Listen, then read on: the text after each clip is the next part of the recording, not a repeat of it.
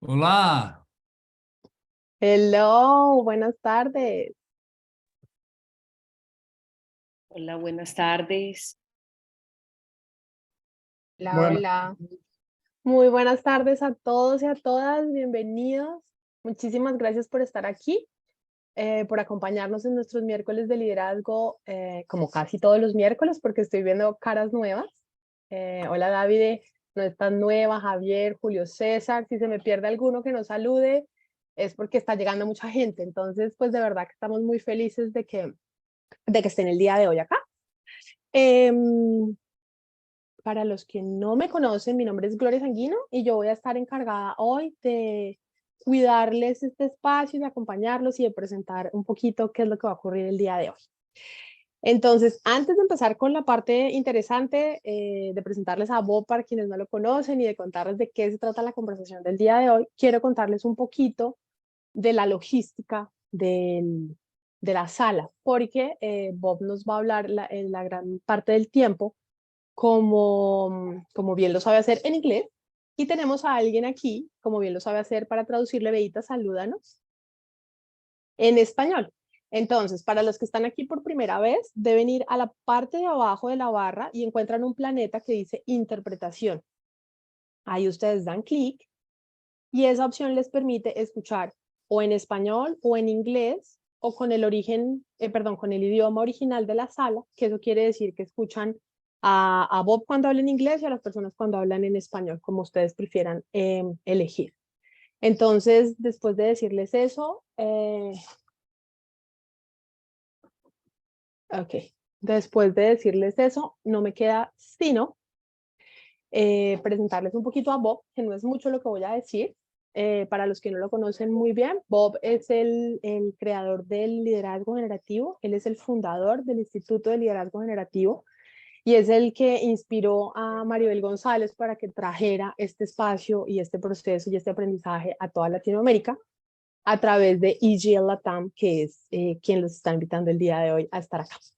Entonces, hoy Bob está aquí para hablarles un poco de lo que nosotros llamamos relaciones exitosas.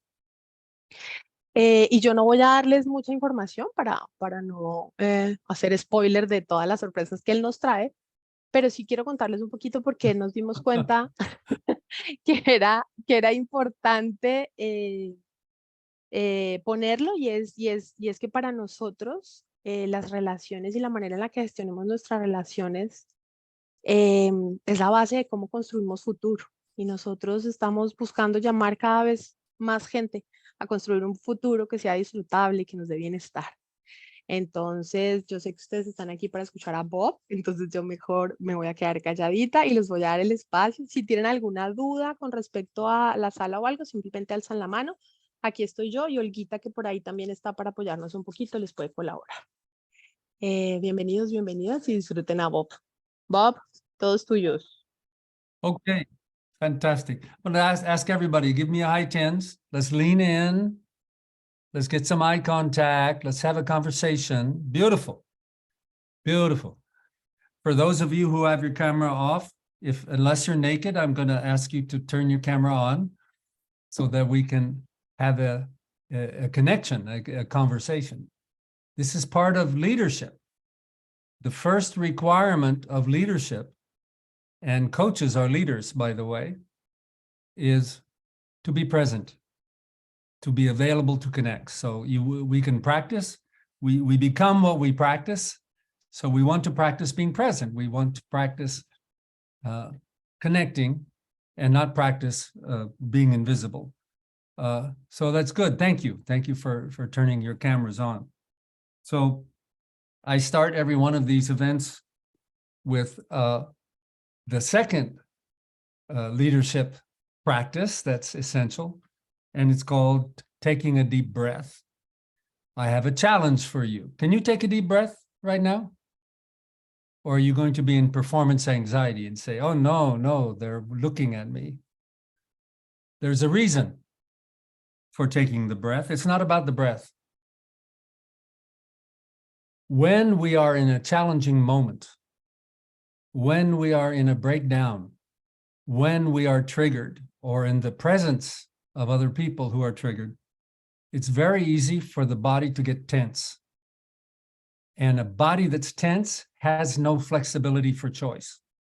And it communicates negative messages.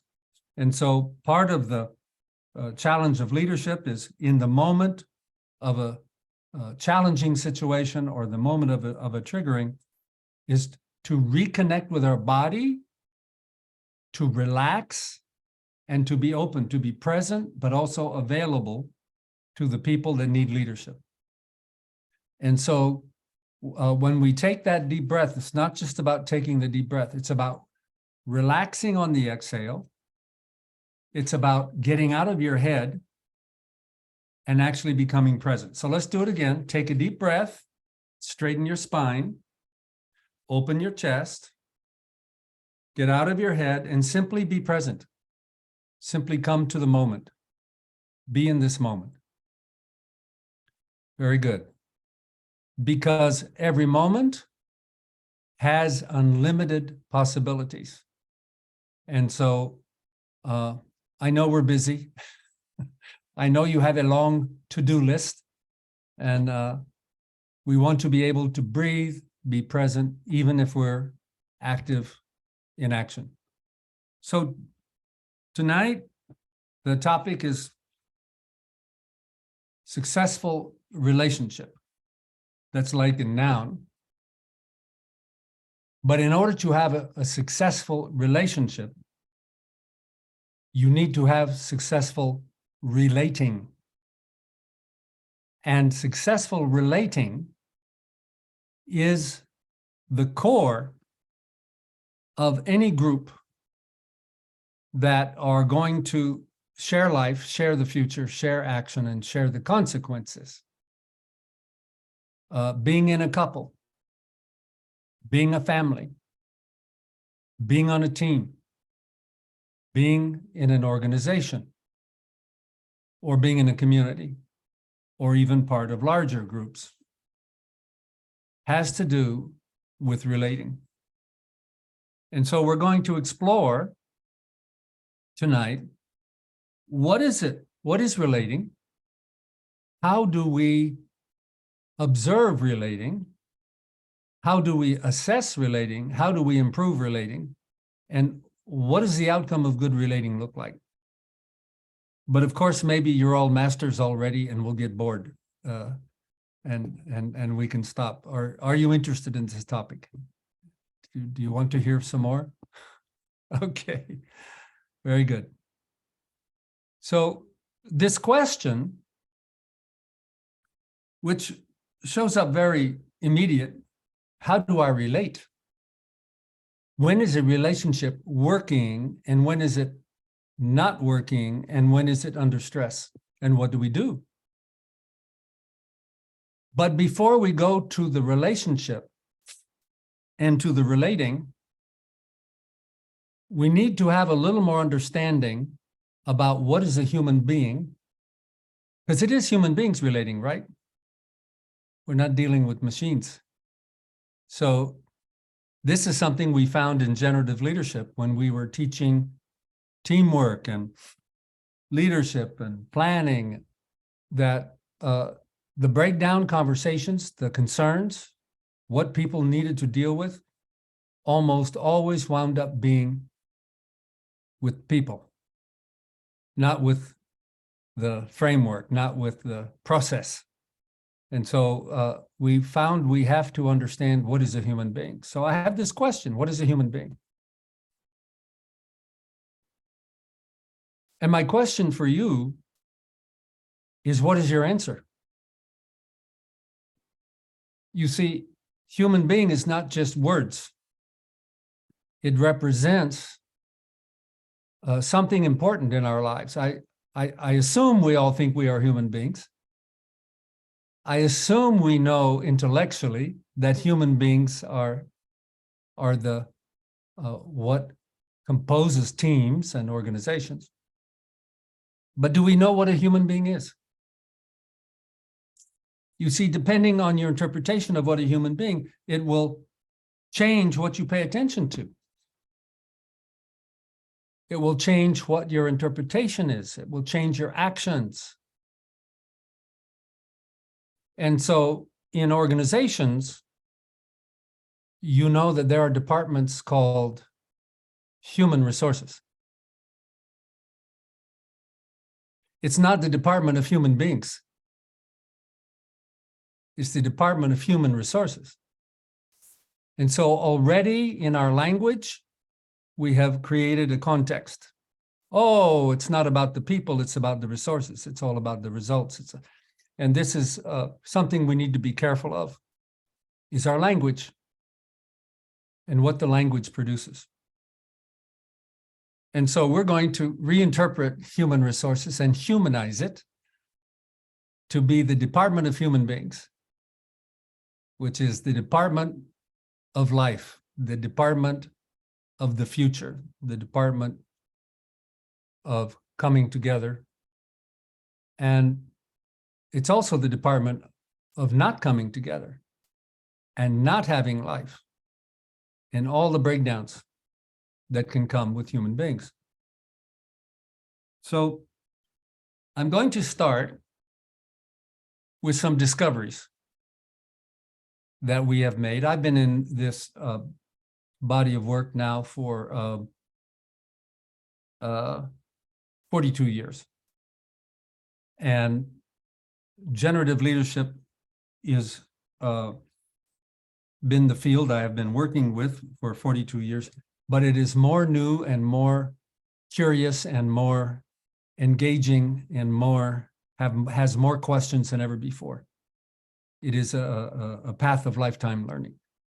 And the important questions that we have are the ones without a final definite answer. What is a human being has no final right answer.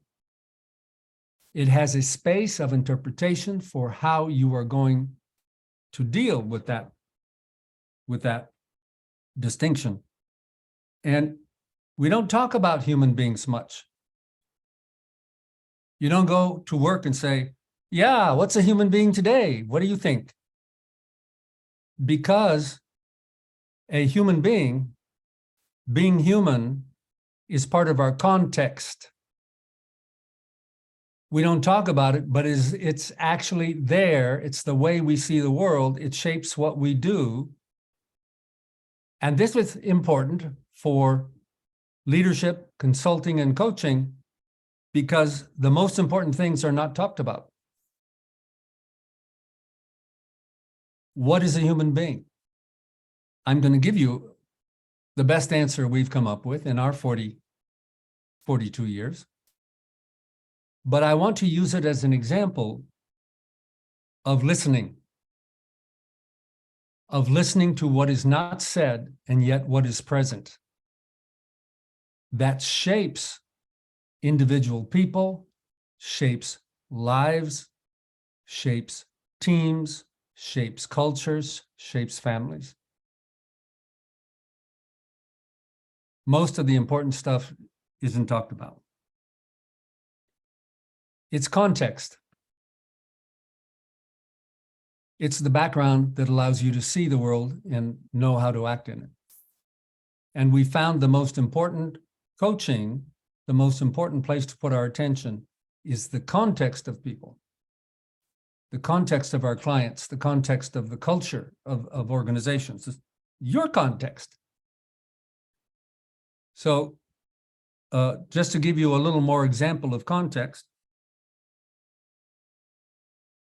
let me ask you some questions, and I want you to write down your first thoughts, your first reaction. There's no right answer here. There's only becoming aware of the interpretations you live in that will show you your context.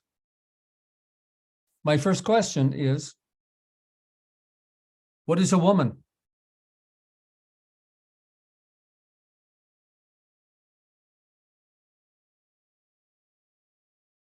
What's your interpretation? Now, some people will go immediately to a definition, but words don't have definitions. Dictionaries have definitions.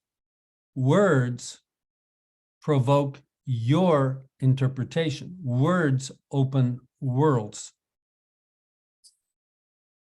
You have a world in which women show up, or next question, what is money?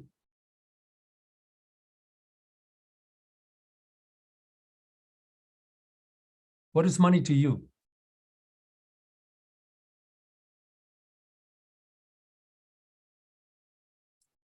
What is value?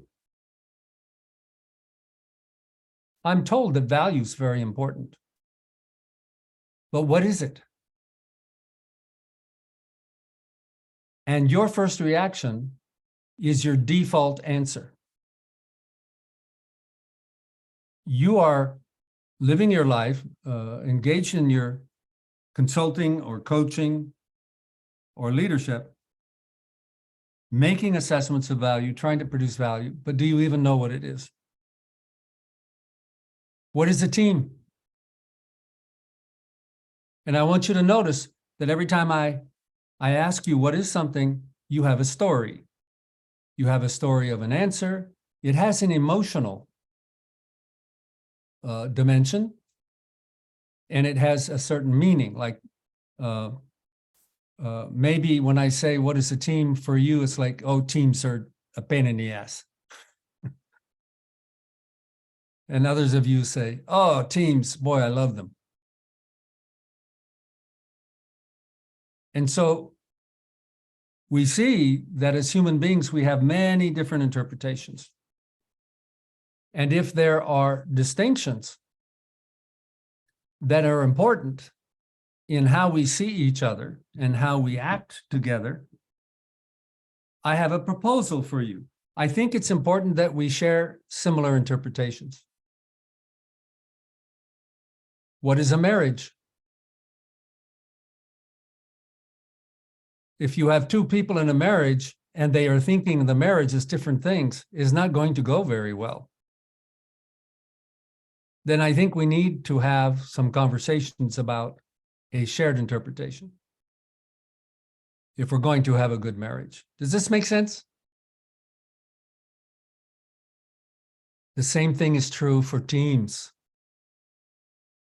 and plans and projects and value and breakdowns.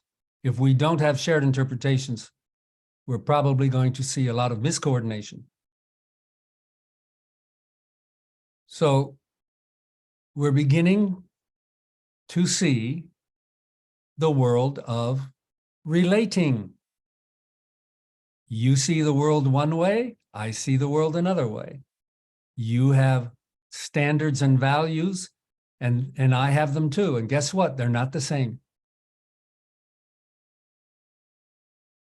How can we have a successful relationship as a family, as a couple, or as a team when we don't even share the same basic vocabulary of what is important in our relating?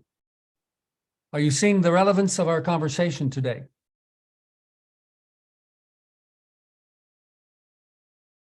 So let's explore. One way that we have learned over the years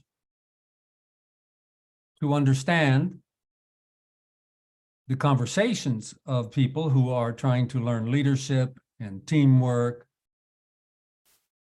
and what it is about human beings that makes that work or not, and what is it that's common to a team or organization that is so fundamental, it also applies to a family or a relationship.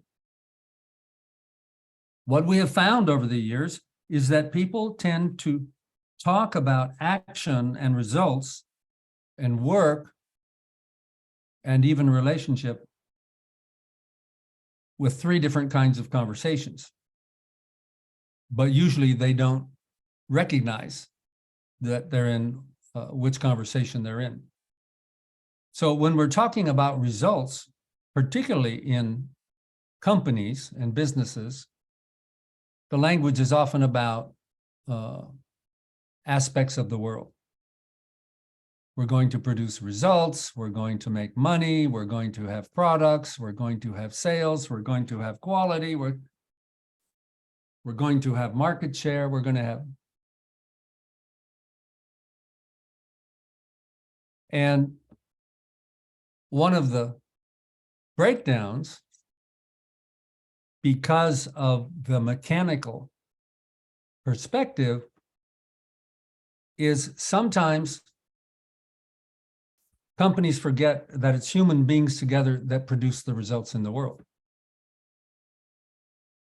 Now you say, oh no, they know about it. They have a poster on the wall about being a team. But that doesn't mean they know what makes a team a team. They don't know the kind of relationships that team members need to have, that a team leader has with a team member.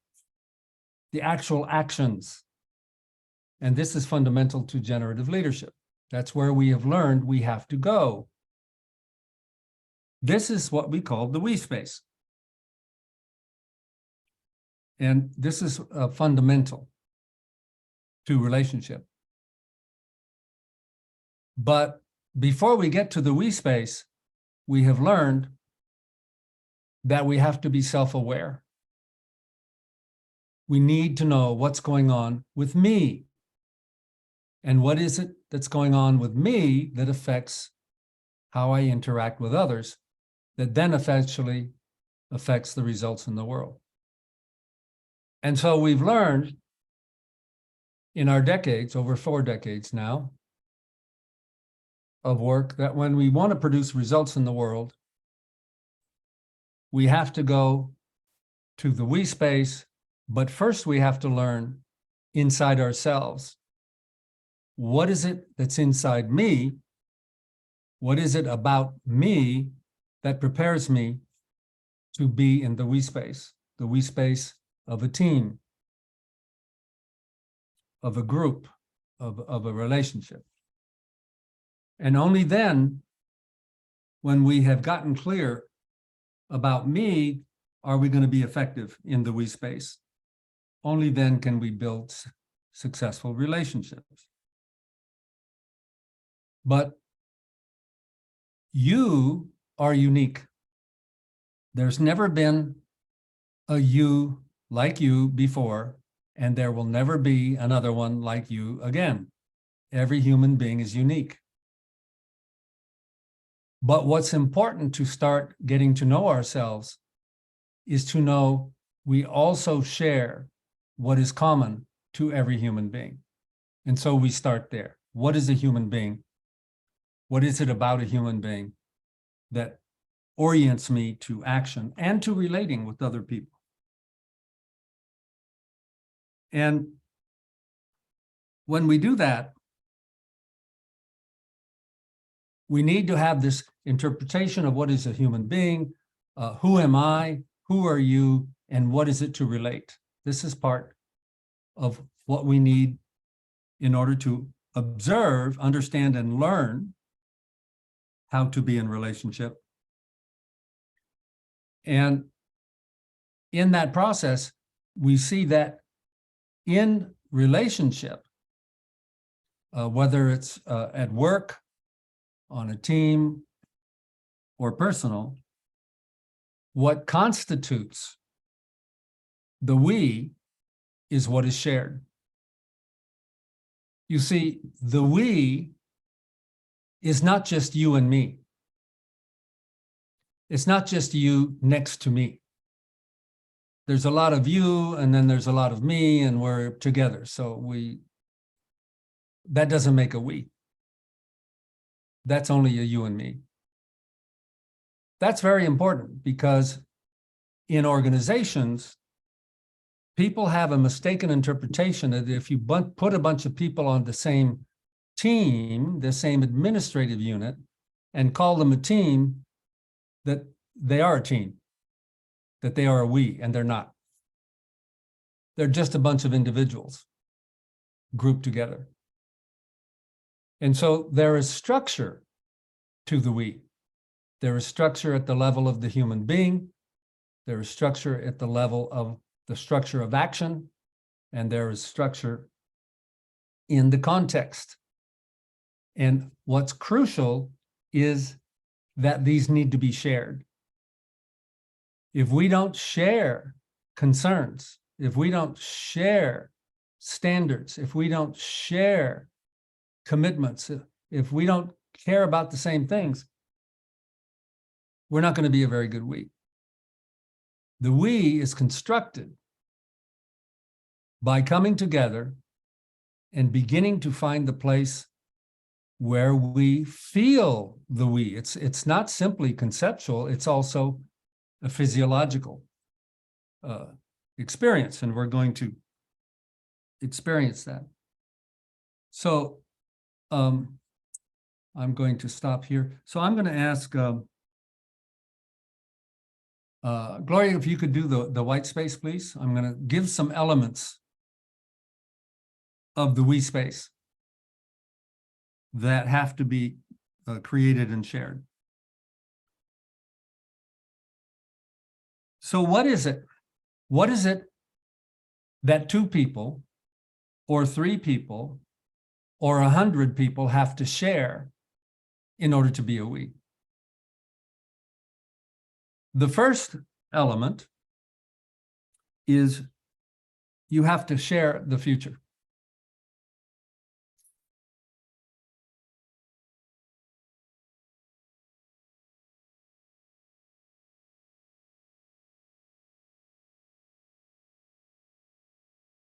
So many interesting names here. Wow. If you don't share the future, we're not a we. We're just 2 people that are bumping into each other, and I'm not going to see you again. When you pass people in the subway, you don't share the future except for a few seconds. Okay, I'm going to walk by you, and you're not, you know, we're not going to bump into each other. That's about all you get. When you become a No sé couple, si estamos viendo lo que teníamos que mirar. Creo que les tengo que pedir a todos los demás que están muy interesados también en participar en la whiteboard, que no hagan diseños en la whiteboard. Esto es para que yo les pueda poner las palabras de las que Bob está hablando. Entonces, porfa, les pido que no escriban, no hagan comentarios o figuras en la whiteboard en este momento para no tener que bloquearla. Gracias. Gracias, Chinita. yeah, the whiteboard is the we space for Gloria and me. That's it. You're not qualified to be in our we yet. And so we share the future. In every relationship, in every interaction, there is a question that human beings live in, that if you listen for it, you can see it's always there. And the question is, are we going to share the future? Are we going to share going to lunch together? Are we going to share being on the same team together? Are we going to share being a family? And even if we're not listening for the question, it's there. You don't go forward with someone if you're not willing to share the future with them. Some people you want to share the future with, some people maybe not. And part of the challenge of relationship is when we decide to share the future, later on I can say, I'm not satisfied and I'm leaving.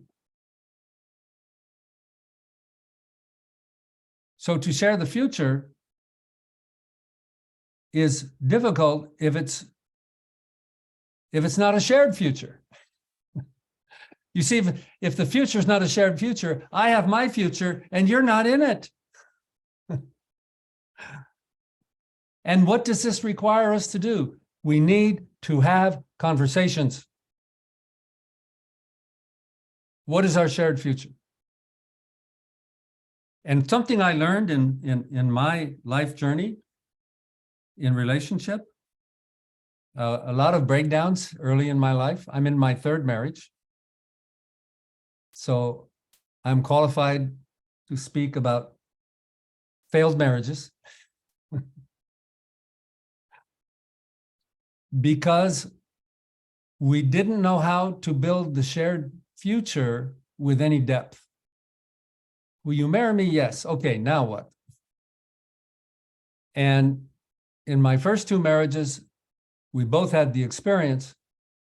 The future I want, you don't seem to want it too. And the future you want, I'm not so sure I want to be part of that. And too bad that we spent 12 years to find that out. Missing conversation. The foundation of relating is conversation. And what I learned in my earlier life and watching younger couples, to get honest about what we share and don't share and how we're going to negotiate is often a conversation that is avoided. It's uncomfortable. You know, we want to feel good. We want to have it all work out. We don't want to talk about problems before they exist. You need to do the same thing on teams. If we're going to be on a team together, what is our shared future? And why are we here? And what are we going to do? And how are we going to do it? Those are missing conversations in most organizations. And so people wind up feeling like I have a job, it's a to-do list, I come to work, I do my to-do list, but I don't have a future here. And if you have team members and they don't have a future conversation with you or the company, they will leave. So first element, shared future. Second, after future, shared care. Care is a word from English that doesn't have a one-word Spanish translation. Gloria will write in the phrase of what we mean by care. And is Marta here? No, but I can take it if you want it, Bob. Okay. But I don't make it. Can I ask one of the coaches, Gina or Olga or somebody, Marite, to explain care? Who can explain care in Spanish?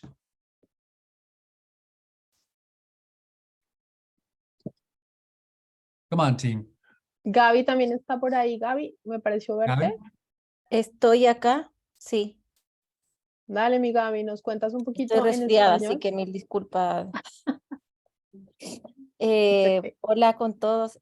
Cuando hablamos de care, hablamos de lo que nos importa cuidar, de esto que es relevante para nosotros, de esto que es importante, que nos genera un profundo sentido, valor, satisfacción. Es la razón más profunda de dónde elegimos lo que hacemos. Para nosotros, care es la base de nuestra acción, de nuestro actuar, es el corazón del compromiso. Entonces, cuando estamos conectados con nuestro care, estamos conectados con ese lugar profundo de importancia y que es una pregunta que muy pocas veces nos hacemos. ¿Qué es lo que me importa cuidar? ¿Qué es lo que es relevante para mí? No es lo que hacemos ni cómo lo hacemos, sino el para qué. ¿Para qué hago esto? ¿Para qué para mí es importante esto? Eso en muy resumido es el care.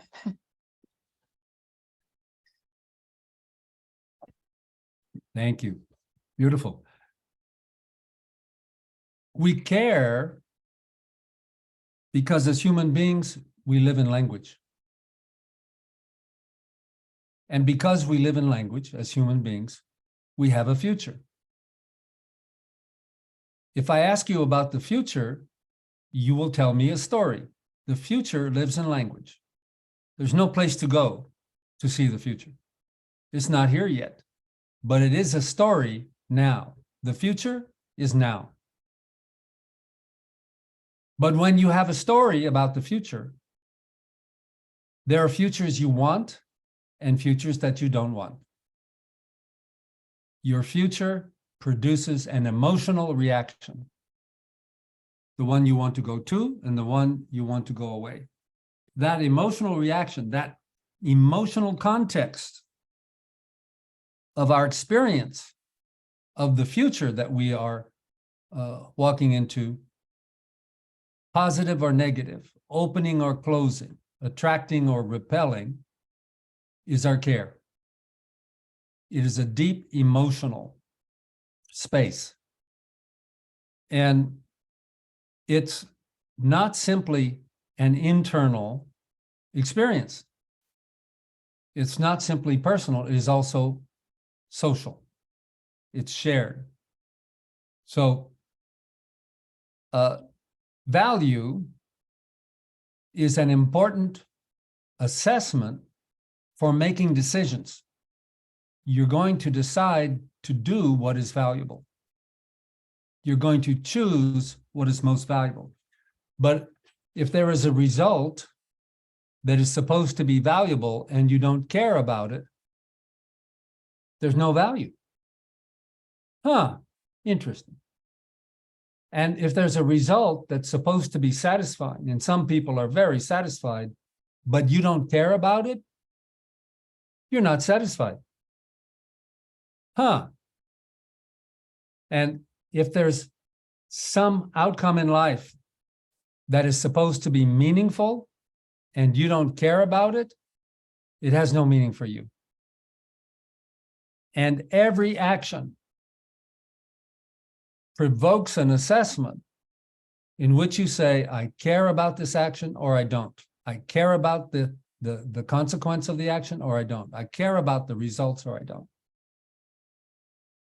And so care is this profound, deep foundation of emotions. All emotions have care underneath them. You're angry is an emotion to protect something. And if you didn't care about that something, you would not be angry. Sadness is an emotion of loss. And if you didn't care about that something, you would not be sad. So care is a profound basis of our experience as human beings, and it is a core element of action and the future. So if we don't care about the same things, it's hard to have a shared future. When we're on a team, what produces an important human connection is shared care. What does a team care about? Because if there's no care, then there's no value, satisfaction, and meaning in being on the team. And so one of our first conversations in our generative leadership program is having a conversation with the team about what do we care about. Sometimes we care about the product. We're all very interested in the product, but we have other things to care about also. Do we care about excellence? That's important. Do we care about learning? We can include that. Do we care about customer satisfaction? And so forth. But the team has to decide together. And the only way you make it shared is to have the conversation. Now, after care, there's something else that we have to share to be in a healthy relationship. We have to share commitments.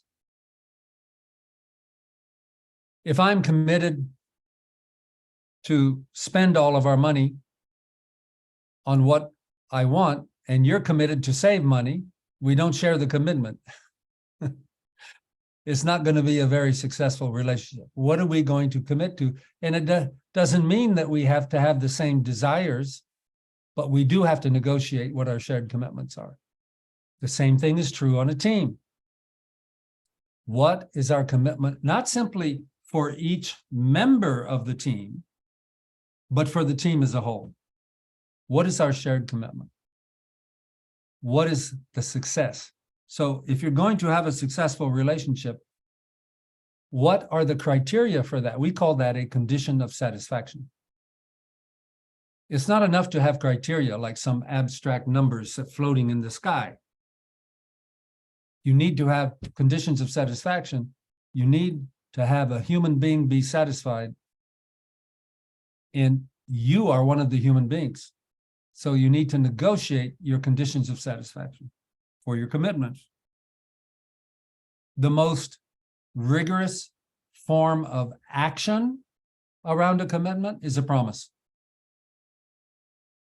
You can count on me to produce this outcome at this time. So you need to have shared promises on a team, because the promise allows us to coordinate. We have the question, we have a shared promise. Are we fulfilling it? Yes, no, what do we need to do? So write down promise, compromiso, and we also need shared standards.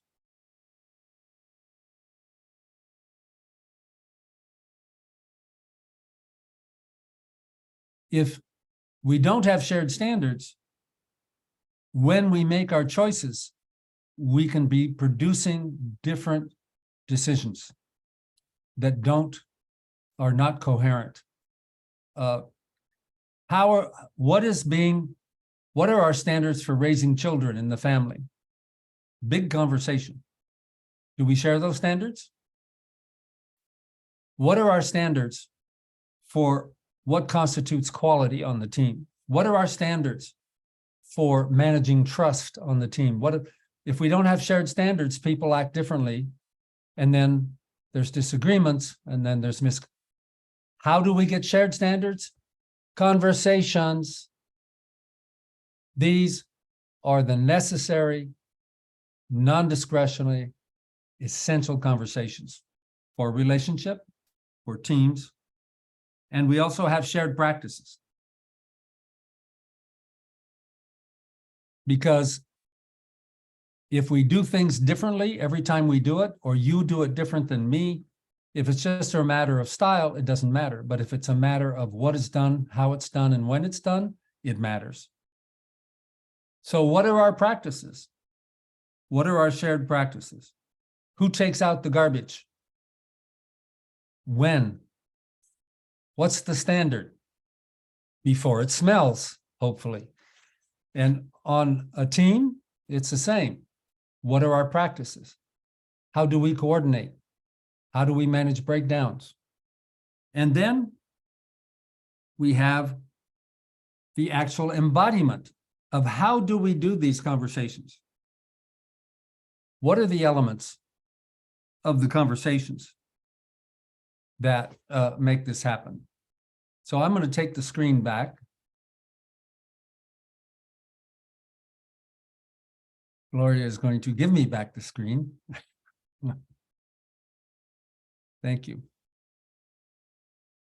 And how do we actually have the conversations? But let me check in first. I'm having a good time. I'm sharing with you what we've learned about relationship. How are we doing? Is this making sense? Good. As we go through these points, I want this not to be about concepts. I want it to be about you. For each of these areas of shared, just check in with yourself and say, is this something, are these conversations that I have with my team? Are these conversations I have in my relationship? Are these conversations I have in my family? That's what this conversation is about. It's not about the theory. It's about the practice and the impact it has on our shared future. So with that, I want to talk about what is the conversation. This conversations we need to have.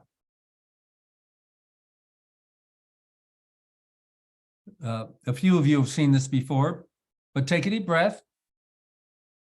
Don't think you already know it. This is new for me, and I've presented it hundreds of times. Because I'm looking for what it is I don't know. I'm not looking for what it is I do know. I don't close my possibility for learning because I think I know something. I know what I know, but that doesn't mean that there's not more to learn.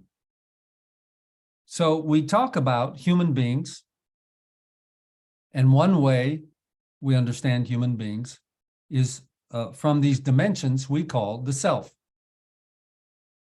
And each of us has somatics. We have a body and we have somatics. Somatics is a word that refers to the mind and body together. It's not just body. It's also the mind. When the mind changes, the body also changes. When the body has a reaction, the mind responds. So the mind and body come together, that's our somatics. E stands for emotions and moods. As human beings, we are always in an emotion or a mood. Sometimes in the past, not so much nowadays, but people would say, oh, sometimes I'm not in emotions. I'm just in my mind. I'm just being totally rational. And that's a mood too. That's still an emotional state. It's still the body resonating in a particular way. We have L for language. What is the language you live in? And what are the stories you live in? We all live in stories. The problem that most people in our culture are unaware that they live in stories. And so they think their stories are descriptions of reality. They think they're describing the way you are. Well, I'm this way, none. And all it is a story. Because if you step back from your story and say, that's my story, I want to change my story, then you're not the story anymore.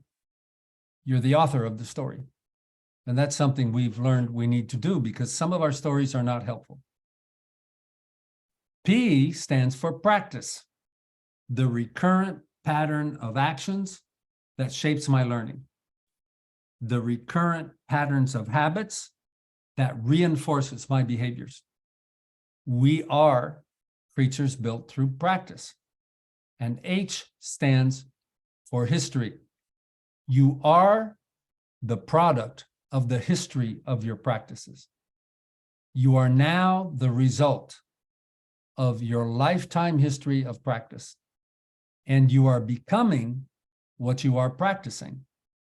Again, this is a blind spot in our culture. Most people think, well, I've had a history, I'm this way, and I'm going to be that way forever. Well, not if you change your practices, you won't. You can learn. You can grow. You can help your clients learn and grow. How do you do that? You change the practices that change the body skills, the emotional repertoire, the stories that are lived in, including context stories, and the action that creates the language that creates action, because all action is defined in conversation. All action is initiated in conversation, designed in conversation, requested in conversation, negotiated in conversation, managed in conversation, coordinated in conversation, evaluated in conversation. It's all conversations first. Huge, huge insight of our generative learning is action starts with acts in language. It's conversations that shape how you see the world, what you do, that shape your results. So with that, what we have learned is the common sense of our culture tends to think that these elements are something that happened to us. They're outside of our choice. Well, my body just reacts the way it does. Well, the emotions just happen to me. Well, yeah, I have chatter in my head and automatic reactions and opinions, but that's the way I am. What we have learned in generative leadership is our body language, our emotions, and our language are part of how we present ourselves. They're part of how we respond to situations. They're elements of leading, and they are all areas in which we can learn and change. We don't have to be the victim of our reactions. Even in the body, we can train the body, and we can train to have different reactions to body reactions. We can begin to develop emotional intelligence and widen our emotional skills. We can begin to shape better the conversations of how we listen and how we speak and how we are listened to. So far, we're dealing with the elements of successful relationship. Is there anything here that you would say is not included? Do you see that everything I've said so far is necessary? It's already going on. And the problem is that our culture and our professional development hasn't trained us to pay attention to all these elements. It hasn't trained us what our choices are. It hasn't trained our skills. And that's what generative leadership is all about. How to show up and be present, how to connect, how to listen, and how to create shared futures through agreements and have the missing conversations. So I'm speaking about the full body experience, you know, that communication, relationship, teamwork are all full body contact sports. And I have an exercise that's a great experience of that.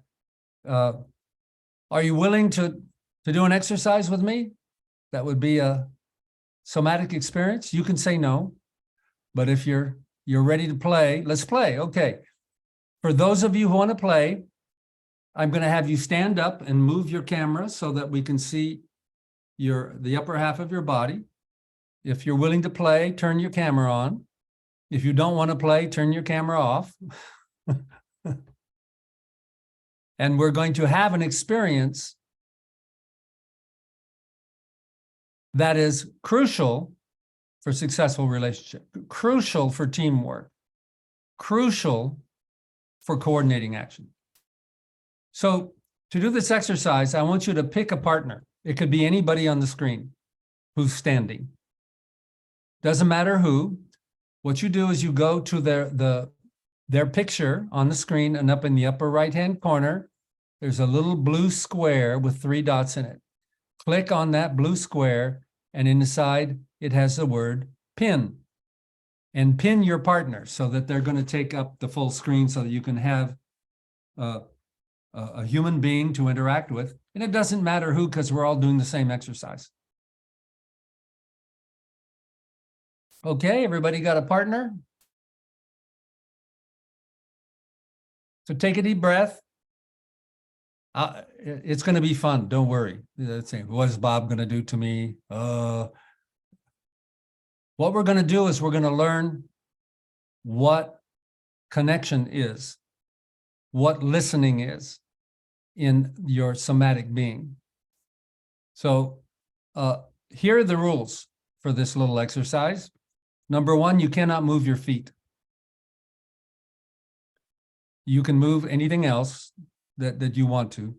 I'll give you directions for that. Second, it's done in silence. No speaking, so that we're going to be fully aware of interacting with our partner. Okay, now that you've got your partner, look at your partner, and we're going to do 4 rounds of the experience that's fundamental to successful relationship or not. The first thing I want you to do is act out, and there's no right way to do this. Do it any way you want. It's your way. Again, don't move your feet. I want you to act out being not present with your partner starting right now. Go. Do whatever makes sense to you to be not present with your partner. Very good. I want you to notice what it feels like to be not present with your partner. Just notice. I want you to notice what it feels like to be in the presence of someone who's not present with you. What does that feel like?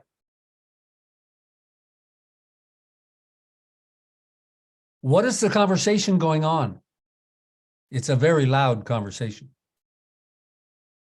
What is the future that's showing up with this person? Is this successful relationship?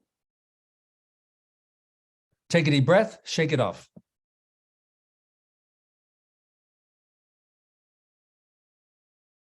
Very good. First round. You see, conversations don't need words. They're happening all the time.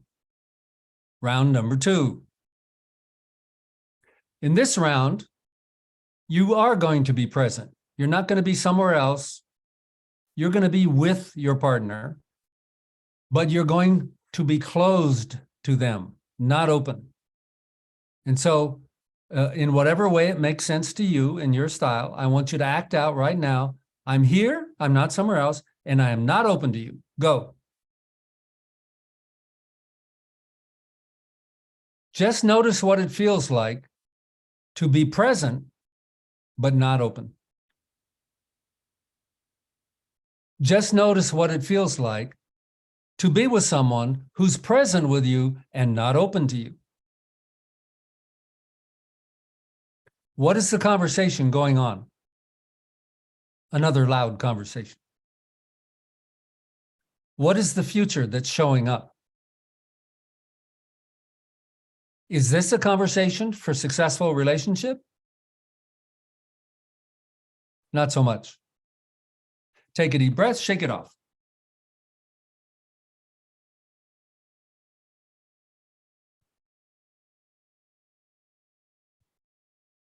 We're dealing with the most important foundation of successful relationship. It's the ability to be together physically. Third round. This one's a little more complicated.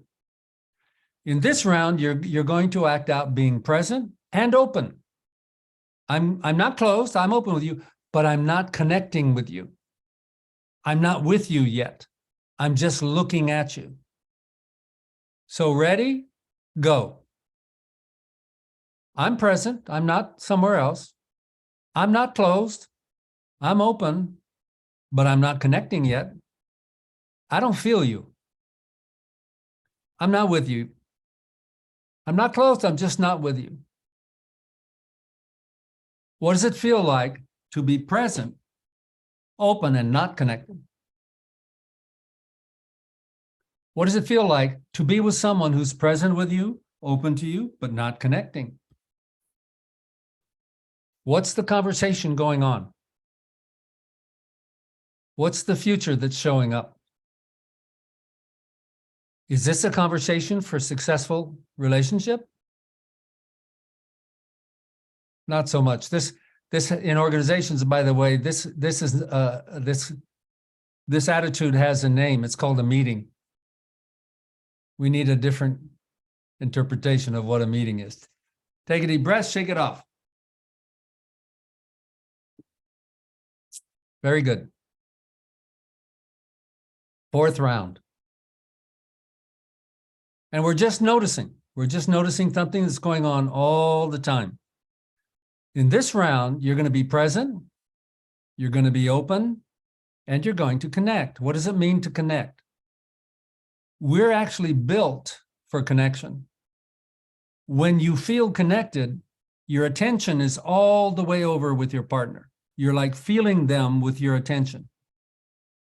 If they do something, you can feel it in your body. That's what connection is. If something happens in their face, you can feel it in your face. Ready? Go. Present, open, connect. Connect. I'm with you. I don't even need to know what we're going to do, but I'm with you. It's you and me. Feel what it's like to be present and open and connected with your partner.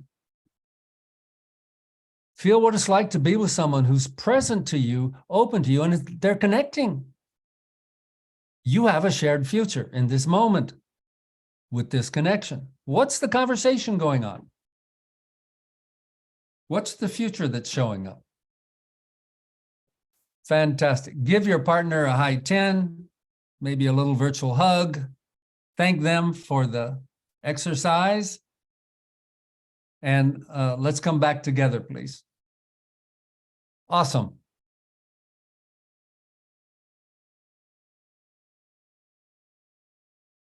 So we were talking previously about the elements that are included in a successful relationship. Are you seeing? It requires connection, not only on the personal level, but you cannot make committed, trustworthy promises without connection. You cannot make trustworthy agreements without connection. And this is a secret that a lot of teams and organizations don't know. And they say the words, but there's no connection. Are we beginning to get a sense here of what is required to have a successful relationship? To be human, to have my internal states of care and commitment be respected, to have interactions and conversations where we connect, we talk about sharing the future, we talk about shared standards, we talk about what we're going to do together. Those are the elements that we have learned are crucial for successful relationship, and you can't have successful teams, successful leadership without successful relating. Now, there's much more I could go into. There's a lot that we could begin to take this to teams and plans and organizations. But I want to open up here for comments and questions. What did you learn in the exercise, and what are you seeing from the perspective of both personal for a good life? We'll talk more about the good life in a moment, but about teamwork, coaching, being a consultant or a leader, that much of what I've been sharing with you, we have found are blind spots in our culture, and that this is where we start in generative leadership. We start with not the theory of leadership and relationship, but by doing it. Everything we do is about practices. So let me ask you for comments and questions. Did anybody do the exercise? I need to hear how it went. Yeah. So give me, yeah, please, Janet. Awesome. Buenas tardes. Sí, hice el ejercicio y también lo he hecho en otra ocasión y realmente cada vez, por más que lo vuelvo a hacer, me lleva a tomar conciencia de que muchas veces no nos preparamos, no somos conscientes de quiénes estamos siendo en cada reunión, en cada interacción. Es totalmente transparente. Y cuando tomamos conciencia de quién necesito ser, realmente el poder aumenta tanto y se da esa invitación, ¿no? Con la persona con la que yo generé el anclaje, solo con mirarle en el último ejercicio, era como sentir esa disposición de que aquí estoy, construyamos juntos. Es una invitación mágica. Pero creo que el punto de partida es tomar esa conciencia de quién estoy siendo para el otro y para mí mismo. Beautiful, beautiful. So well said. You know, by that simple experience, this is how we learn to practice. The way to bring this into your life is include this in every conversation you have for the rest of your life. Bring the question, am I connected? Not connected. And something very important happens. If you both feel connected, you have created the we space that then has room for honest conversations, trustworthy promises, creating a shared future. If you don't get both of you resonating in this connection, then you don't have a we space. You may have the team of people working side by side, but they're not a team yet. Very good. Who else? Let's just have some shares, questions, or comments. What did you learn from the exercise? And I know I'm going to have so many people asking to speak because everybody here is a leader and we're in leadership. So you're so shy tonight. Come on. Nobody going to have a chat?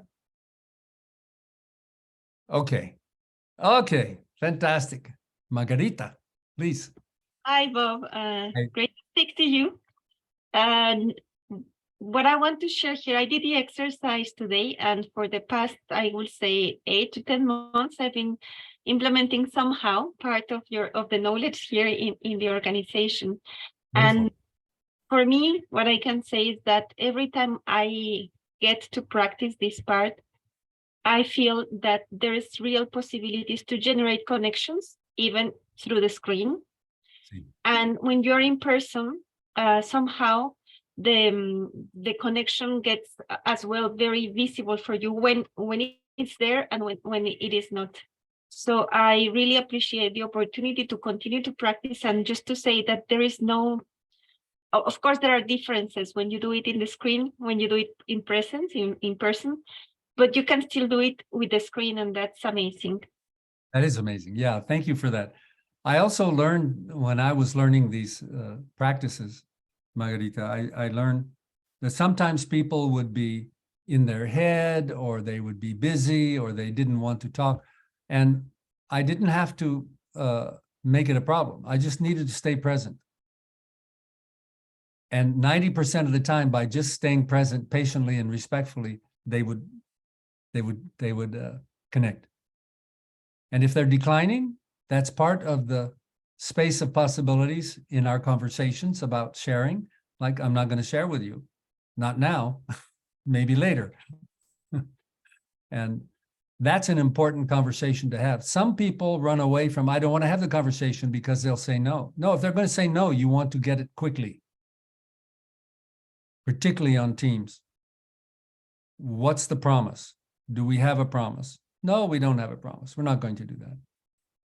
I found that when people would tell me no, and I made it safe for them to say no, they helped me, because I wasn't going to then be paralyzed waiting in hoping. I'd say, oh, if you're not going to do it, I need to figure out another way. How are we doing with successful relationship? We're seeing that it's not trivial, but it does not involve anything that you cannot learn with new awareness, with new attention, and with new practice. And Margarita said she's been practicing. She has been improving. When you practice, you improve. And everything that we are learning in the generative leadership discipline, we found, is something about dealing with yourself in the me, dealing with others in the we, dealing with others in the we about the world. And when we do it with awareness and paying attention, we improve. We improve our leadership, we improve our trust, we improve our ability to create the future together. So in the invitation to this conversation, Olga, please.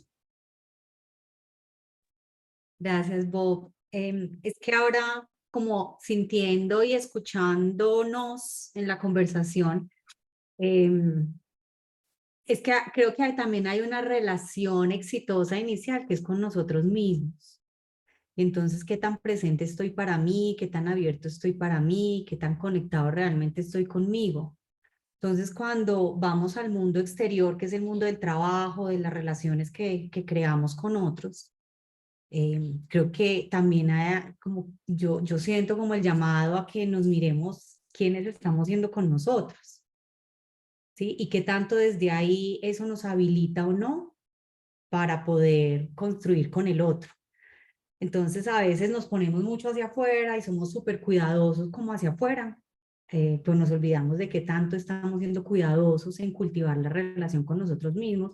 Incluso preguntarme, me aparecía ahora, pues ¿qué será entonces tener una relación exitosa conmigo?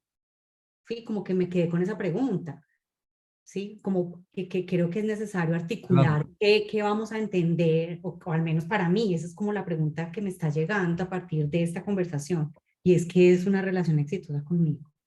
Porque creo que desde ahí también puedo empezar a establecer estándares, conversaciones, un querer compartido, pero también incluyéndome en la relación, no dejándome por fuera. Porque creo que también, sobre todo los latinos, hemos aprendido mucho a que necesitamos estar para los otros, en que las relaciones con el otro, y creo que hay un principio y es también con nosotros. Entonces eso me está provocando esta conversación, Bob. Beautiful. I love what you're saying. How many of you are hanging out with yourself and think that you have a bad roommate? That's just an indication of missing conversations. And how do you have conversations with yourself? May sound strange, but if you don't have conversations with yourself, it's because you think that you're just stuck the way you are. How do we observe ourselves? We do what we call zoom out. We step back to become aware of ourselves, our bodies, our emotions, our stories, and our patterns. And that part of us is the part of us that has choice. Oh, I see I'm in a pattern. Oh, that pattern's not working for me. Oh, that pattern is something I want to change. That would require new emotions. That would require new habits. I can do that. But I have to have the practice to zoom out and observe, not to judge, but just to see.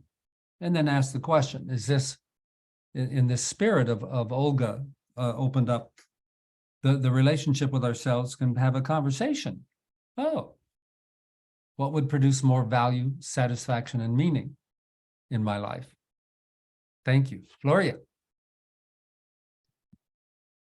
Para mí lo que me resonó con toda la conversación cuando traes los diferentes puntos de qué es lo que hay que compartir para una relación exitosa. Luego traes el self y luego el presente abierto y conectado. Entonces me conecté con la practicante que fui yo en año 1 y dice que es todo esto en lo que tengo que poner atención.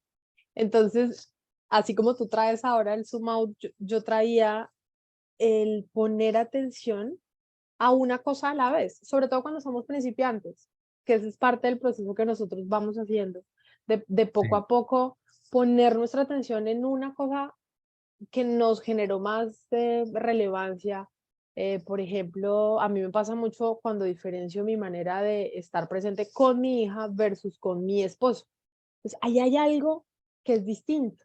Entonces, cuando yo me di cuenta de eso y tuve esa conciencia, entonces ya empiezo a practicar la diferencia en las dos.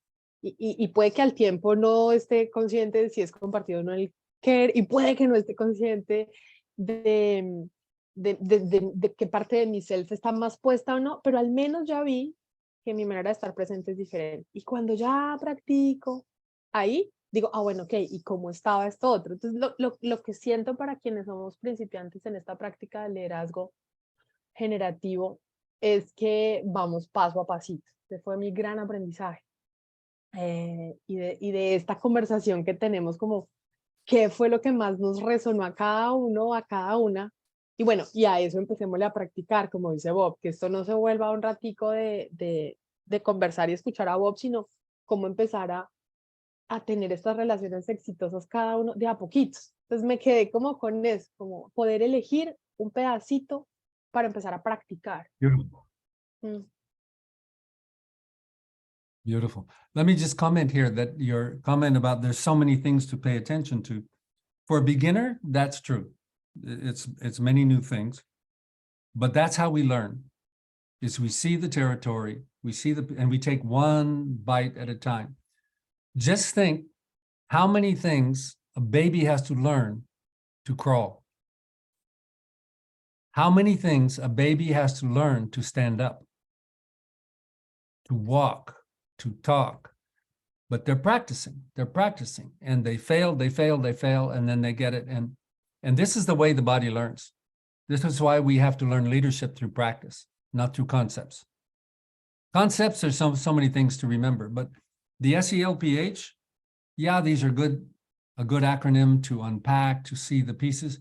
But when you're living SELPH, it's just you. It's just life. And you begin to learn how to move in it. What we're doing with these acronyms is learning to observe so we can make assessments. If in our own behavior and the behavior of a client, what's the part that is incoherent or missing that we can pay attention to that will help. Very good. Thank you. Diego. Sí, Bob, muchas gracias. Es que me pasa con toda esta conversación, Bob, que en muchos momentos estaba a un nivel de entendimiento, pero el nivel de entendimiento no pasaba de allí. Cuando pasé la línea que yo la considero roja, la del compromiso, la de decir, eso me importa, fue cuando lo practiqué. Y solo cuando lo practiqué fue que lo incorporé. Es decir, ya no lo entendí en mi cabeza, lo viví, lo comprendí en mi cuerpo, me atravesó el ser que soy. Y eso me hizo una diferencia que poder entender que, no era, que el discurso no bastaba y que la práctica definitivamente era lo que me hacía, me daba pues mayor valor y sentido y bienestar poderlo hacer conmigo y pasar a ese espacio de nosotros de una manera distinta para compartir esto que nos has expuesto. Gracias. I love it. I love it. And you know, there's no limit to the learning in the fundamentals. There's no limit to the learning that's possible for how to listen, for how to connect, for how to share care, for how to declare a valuable future. That's why these are parts of a lifetime path of learning. We don't learn it and be done like school. This is an opening of a pathway to increase your capacities to produce connection, to invent value. For me, generative leadership is a place of learning. I'm always at what we call the edge of what I know, going into the edge of what I don't know, the edge of where I'm comfortable to the edge of where I'm uncertain, the edge where maybe I'm confident to the edge where I'm less confident. Many people respond to the edge with fear, contraction, and avoidance. But the big possibilities, the new possibilities beyond what you already know are across the edge. And so in our learning with SCLPH, in our learning with conversations, in our learning with coordination, in our learning with relationship, we want to learn at the edge. We want to go beyond the edge. And to do that, we get past our fear and begin to have curiosity. Do you want to know what the mood is to learn at the edge? Does anybody have interest in learning the mood? Hello? Yes. It's called fascination. It looks like this. Do it with me. How interesting. What's coming? That's the way we learn at the edge of the unknown. That's the mood of leadership growing, creating a bigger future that we don't even have to know or be competent at yet, because we're learning, we're fascinated. I want to introduce one more conversation for you before you go. That was mentioned in the invitation. It was called The Good Life. What is a good life? And why does a good life matter anyway? Well, a good life matters because it's your life. What do you want? A bad life? Do you want a life that's not alive? And yet, the interpretations, the context that many people live in is that work is sacrifice. There's work and then my life. Why isn't work part of our life? Why isn't work part of the good life? We just need to care about it and have our relationship with possibilities for creation in our work rather than sacrificing. We don't sacrifice for good work. We choose what is valuable, satisfying, and meaningful to us to be in service to others. Then we have the best. We have value for me and value I give you. And in that, we can be fully alive. So what is the good life? I'll give you the interpretation in our generative leadership learning over 4 decades now. The good life is to find out what you care about. What brings you most deeply alive in your life, in your experience, in your meaning, and in your value. And second, given that you know what you care about, you choose actions, including your career, including your learning, including where you put your attention and energy to take care of what you care about. That's a fabulous life. I know what I care about, I'm taking care of it, and I'm creating value, satisfaction, and meaning for me and for others. If I'm not doing that, life is not so good. Even people that we look at that look like they're very successful, making a lot of money, are not living a good life. They burn out, they get divorced, they become alcoholics. Is not an uncommon pattern. So what is a good life is an important question, because when we begin to understand what a good life is, we see that we don't sacrifice our life at work. We design our work to be part of our good life. And how could it be better than taking care of what you care about and creating value, satisfaction, and meaning?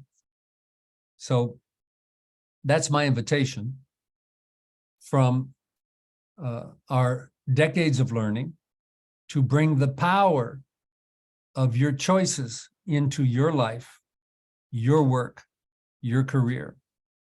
And if you're committed to grow yourself as a leader, as a coach, particularly in the organizational world, or as a consultant, then this is what generative leadership is about, is to understand human beings and action in their most fundamental level, their most relevant aspect of being part of your life and your choices. And from that learning, to see what is the offer I want to make to my clients? What is the offer I want to make to the world? What is the difference I want to make in the world? And put it all together.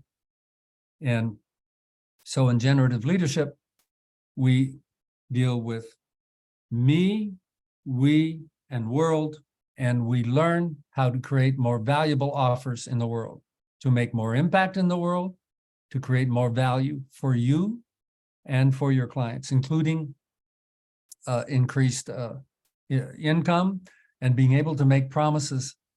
One of my assessments of the world of coaching is it's kind of gotten stuck in the one-on-one model. When I coach, it's me and my coachee, that's it. And now ICF has recently said, oh, you can have me and a team, that's it.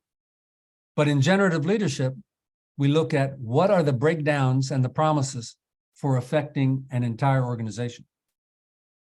What are the promises that you can make that you could not even fulfill alone because you know how to build a team and create bigger promises for more value? And that is what our program is about. We don't just talk about it. We learn the practices. You work with on teams. Everybody reports great learning and in teams. They get put together with people that they don't like, and then they fall in love with each other somehow in the team process. And that they go and work with clients and produce real promises and grow their promises over the years. That is our offer. That is our passion, is to grow your capacity to see your possibilities and make them happen. That's what generative leadership is all about. That's what generative coaching is all about, and generative consulting. So we invite you to, if this resonates for you as something you care about, if this resonates for you as part of the future that you want, we invite you to have a chat with us and come and learn with us. We have hundreds of graduates that'd be happy for you to speak to them and see what's possible in a learning path that starts with the human being and the most sincere, deep care of meaning in your life, to build your offer in the world out of that and take it to the world and be of service. The world needs leadership more than ever. And that's what you can bring. So with that, let me open up if any of our team wants to make a final comment here before we close up. Gloria. Sí, más que comentario, Bob, es una invitación a la próxima. Entonces, no sé si quieras decir algo más tú o si ya los invito a lo que tenemos la próxima semana. ¿Mm? Bea, are you translating? Well, Go. I'm my passion is to work with these big questions with people, not just presenting the generative leadership distinctions, but exploring how to apply them in your individual situation. So I invite you to come. Why don't you announce our program and let them know next week. They know next week we'll be playing again. So please. Sí, realmente y básicamente la invitación de la próxima semana a la videoconferencia va completamente ligado con lo que les estaba diciendo Bob ahorita. Y la próxima semana tenemos un panel con varios de los ya líderes generativos de año 2 y 3, que se llama El Camino Generativo, cómo empezamos a vivir nuestro propósito.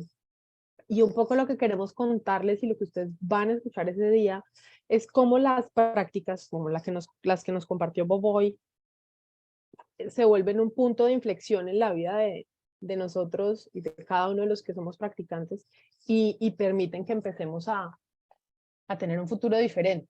Entonces, la invitación para la próxima semana es a que escuchen eso, a que escuchen cómo estas 5, que en este caso fueron mujeres, estas 5 mujeres que quieren compartir cómo las prácticas del camino generativo las han llevado a un lugar diferente. Entonces, eso es lo que queremos compartir con ustedes la próxima semana. Entonces, allá queremos que estén presentes. No sé, Bob, si quieres decir algo más. Ya decimos bye bye. Well, I'll just say that take what was struck you the most and practice it. Take it out into your life and practice it. Don't just think about it. And you'll find it gives you power. And that's the way we learn, one step at a time. So as we say at the end of our events, go out and create the future because you are anyway. So step up and create the future that you care about. Thank you. Muchas gracias a todos. Gracias, Beita. Gracias, Bob, como siempre. Y nos vemos la próxima semana. Que descansen. Chao. Bye-bye. Chao, chao.